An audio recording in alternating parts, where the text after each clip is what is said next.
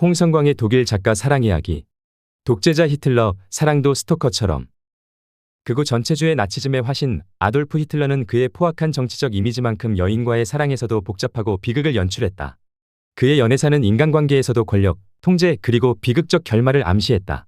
그의 삶에 깊은 영향을 미친 연인으로는 첫사랑 슈테파니 이자크, 금지된 사랑 켈리 라우발, 비공식적인 연인 에바 브라운이 그들이다.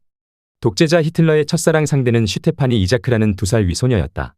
그녀는 히틀러의 청소년기 일방적인 짝사랑 상대로 히틀러가 태어난 오스트리아의 여성이다. 그녀의 성 이자크 때문에 유대인 혈통 의혹을 받았으나 사실이 아니다. 1905년에서 1907년 린츠 시절 10대 히틀러는 말 한마디 건네지 못한 채 4년 동안 멀리서만 바라보며 상상 속 사랑을 키웠다. 그는 강렬하면서도 일방적 관심을 갖고 그녀를 스토커처럼 쫓아다녔으나 직접 말을 걸거나 접촉한 적은 한 번도 없었다. 히틀러는 슈테파니의 정보를 수집하고 거리에서 그녀를 지켜보는 시기였고 교류 없이 일방적인 동경과 집착에 빠져 있었지만 그녀를 사랑했다고 믿었다.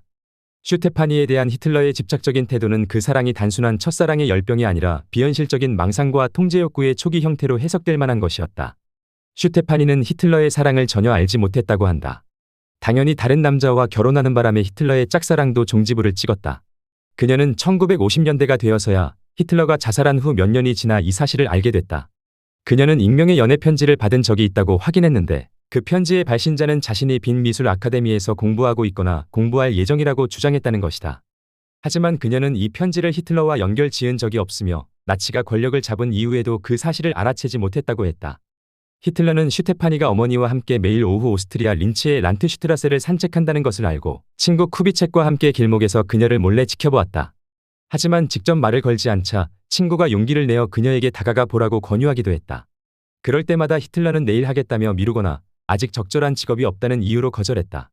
나설 용기조차 없었던 일방적 짝사랑이었다. 히틀러는 슈테파니를 자신의 미래 아내로 상상하며 그녀를 위한 르네상스 양식의 저택 설계도까지 구상했다고 한다. 또 자신과 첫 대면을 하면 그녀는 청혼을 받아들일 것이라 확신했다고 한다. 그러나 현실은 정반대였다.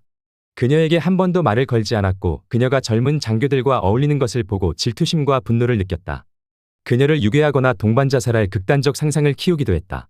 이 일화는 히틀러의 대인관계, 특히 여성에 대한 복잡한 태도를 분석하는 자료로 활용되고 있다. 특히 청년기 히틀러의 내면적 고립과 낭만적 환상의 상태를 보여준다. 이 짝사랑 이야기는 히틀러의 사회적 고립과 현실도피 성향을 반영하는 사례로서 그의 성격 형성과 권력적 욕망의 근원을 탐구하는 데 중요한 열쇠로 간주된다. 켈리 라우발은 히틀러의 조카로 9살이나 어렸다. 그녀는 히틀러의 이복누이였던 앙겔라 히틀러의 딸로 어린 시절부터 외삼촌인 히틀러와 함께 살았다. 라우발의 아버지는 그녀가 2살 때 사망했는데 나중에 히틀러가 그녀의 후견인이 됐다. 그녀는 1927년 미넨대학교에서 의학을 전공하기 시작했으나 얼마 지나지 않아 포기하고 성악 공부를 시작했다. 히틀러는 별 재능도 야심도 없는 어린 조카를 유명한 음악 선생들에게 보내 바그너 오페라 여주인공으로 만들려 했다. 1925년 켈리가 히틀러의 집으로 이사한 후 2사람은 가까워졌다. 이때부터 깊은 애정을 느꼈던 히틀러는 그녀의 사생활을 제한하는 등 극도로 통제했다. 이로 인해 켈리는 심리적 압박을 느꼈다고 한다. 1927년 히틀러의 운전사였던 에밀 모리스가 켈리 라우발과 결혼하고 싶다는 의사를 밝히자 히틀러는 격노했다. 그는 2사람의 관계를 끊으라고 명령하고 다음 해에 모리스는 해고해버렸다. 당시 켈리는 미성년자였기에 후견인인 히틀러의 동의 없이는 결혼할 수 없었다. 1928년 이른 여름에 모리스는 켈리의 방에 있다가 들키자 히틀러가 화가 머리끝까지 올라 모리스를 위협했고 그는 창문에서 뛰어내려 간신히 도망쳤다고 한다.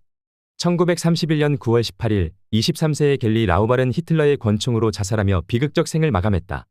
이 사건은 히틀러에게 깊은 충격을 안겼고 그의 정치 행보에도 영향을 미쳤다. 몇 주 동안 그는 신경 발작 상태에서 헤어나지 못했으며 몇 번이나 정치를 그만두겠다고 결심하고 심지어 목숨을 끊겠다는 암시를 하기도 했다. 히틀러는 켈리를 애지중지하며 보호했다고 하지만 그녀가 히틀러에게 올가매였고 자유롭지 못한 생활에 고통받았던 것으로 추측된다. 켈리의 자살 원인이 연인이었던 히틀러와의 관계에서 오는 정신적인 압박감 탓일 가능성이 없지 않았다. 그는 연인의 모든 행동을 철저히 통제하며 그녀가 친구들과 어울리는 것조차 금지했다. 현대판 스토커처럼 히틀러는 그녀의 일거수일투족을 감시했다. 경찰 조사에서 집안의 하녀들은 그날 오전 히틀러와 켈리가 심하게 다퉜다고 증언했다. 동생인 레오 라우발은 켈리가 우울증을 앓거나 자살할 징후를 보이지 않았다고 증언했고 연인이었던 에밀 모리스는 그녀가 황금 세장에서 갇힌 생활을 하며 힘들어했다고 주장했다. 반면 히틀러는 켈리가 성악가로 데뷔하려 했으나 심적 부담을 견디지 못했다며 자신과의 연관설을 부인했다. 변태적인 히틀러 탓에 켈리가 정신적 고통에 시달리다 자살했을 것이란 주장도 있다. 히틀러는 훗날 그녀와의 관계가 세대 차이로 인해 실패했다고 언급한 적이 있다. 그는 자신의 경험을 바탕으로 젊은이는 젊은이에 의해 지도되어야 한다는 원칙을 강조했는데 이는 히틀러 유겐트의 조직 원칙으로 이어졌다. 에바 브라운은 히틀러의 가장 오랜 동반자이자 비공식적인 연인으로 기록에 남아있다. 23살이나 어렸던 그녀는 1932년경부터 1945년 동반 자살할 때까지 히틀러와 연인관계를 유지했다. 그러나 히틀러는 그녀와의 연인관계는 공개하지 않았으며 그녀를 대중 앞에 내세우는 것조차 피했다. 그녀와 함께 별장에 거주하며 비공식적인 연인관계를 지속했다. 1945년 4월 29일 나치 치하 베를린이 함락되기 직전 히틀러와 에바는 총통 벙커에서 결혼식을 올린 뒤 다음 날 동반 자살했다.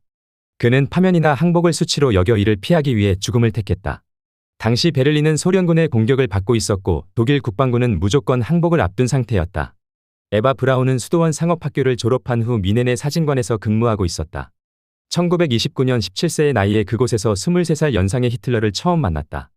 이후 히틀러는 에바를 자주 저녁 식사, 음료 모임, 영화 관람 등에 초대하며 가까운 관계로 발전시켜 나갔다. 조카 겔리 라우발이 자살한 후 히틀러는 1932년부터 에바와 깊은 관계를 맺기 시작했다. 에바 브라운은 소박한 꿈과 단순한 생각을 가진 아가씨였다. 사랑, 유행, 영화, 수다 떠는 일등이 주요 관심사였고 히틀러에게 버림받을까봐 전전긍긍했다. 그러면서도 히틀러의 이기적인 변덕과 폭력적인 행동에 고통받는 여자였다. 규제 욕구가 강했던 그는 그녀에게 일광욕, 춤, 담배 등을 금지시켰다. 그녀는 일기에서 그는 나를 이토록 괴롭히면서 왜 곧장 끝내지 않는 걸까라고 적었다. 에바가 아버지의 권총으로 자살을 시도한 것은 1932년 8월의 일이었다. 역사가들은 이를 단순한 관심 끌기 위한 행동으로 이해한다. 이 사건 이후 두 사람의 관계는 더욱 단단해진다. 1932년 11월 히틀러가 선거운동으로 바쁘자 홀대를 받는다고 느낀 에바는 다시 권총으로 자살 시도를 했다. 1935년 5월 말에는 수면제 과다 복용으로 또 자살을 시도했다. 히틀러는 담당 의사로부터 이 사건이 연극이 아니었음을 확인받고 그녀에게 미넨 부촌 보게나우젠의 저택을 선물했다. 히틀러는 그녀를 공식 석상에 거의 동반하지 않았으며 제2차 세계대전이 끝날 때까지 그들의 관계는 극비었다. 히틀러는 1936년부터 그녀와 함께 별장에서 살았지만 그녀를 단순한 가사 담당자나 개인 비서로 소개할 뿐이었다. 반면 에바 브라운은 히틀러가 공개적으로 자신을 인정해주길 원했고 국가의 공식적인 퍼스트 레이디가 되기를 꿈꿨다. 그러나 그녀를 공식적으로 인정하지 않았던 히틀러에 대해 그녀 또한 히틀러의 뜻에 절대적으로 따르겠다는 입장을 보였다. 목격자들은 이들의 관계가 조화롭지 않았으며 히틀러가 자주 그녀를 무시하거나 모욕했다고 증언했다. 히틀러가 에바 브라운에게 진정한 애정을 가졌는지 또는 그들의 관계에 성적 요소가 있었는지에 대한 논쟁은 여전히 지속 중이다. 히틀러 전기작가 요아임 페스트는 켈리 라우발과는 달리 에바 브라운은 단순히 히틀러의 정부에 불과했다. 그리고 그녀는 그 지위에서 오는 모든 두려움과 굴욕을 감수해야 했다라고 평가했다. 많은 역사가들은 에바 브라운이 히틀러의 독재와 폭력적인 현실을 외면하고 자신만의 환상적인 세계에 갇혀 살았다고 평가한다. 그녀는 히틀러 지배하의 전쟁 참상과 국민들의 고통을 무시한 채 별장에서 호화로운 생활을 즐겼다. 전쟁 기간 동안에도 에바는 히틀러와 함께 이탈리아로 휴가를 가는 등 사치스러운 여행을 했다. 전쟁의 비극적인 상황에 대해 그녀는 히틀러가 집으로 돌아올 수 있을지만 염려했다. 독재자였던 히틀러의 연애사는 일반인의 사랑 이야기와는 달리 그의 권력과 통제 욕구 그리고 심리적 불안정성을 적나라하게 드러낸다.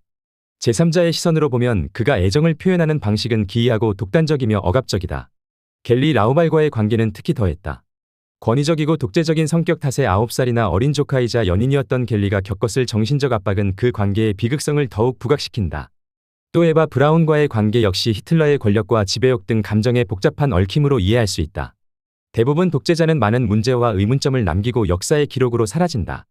히틀러의 연애사는 히틀러의 인간성을 파악하는 데 중요한 단서를 제공한다. 단순한 개인적 관계를 넘어 그의 정치적 성향과 인간적 약점을 이해하는 데 열쇠를 제공한다.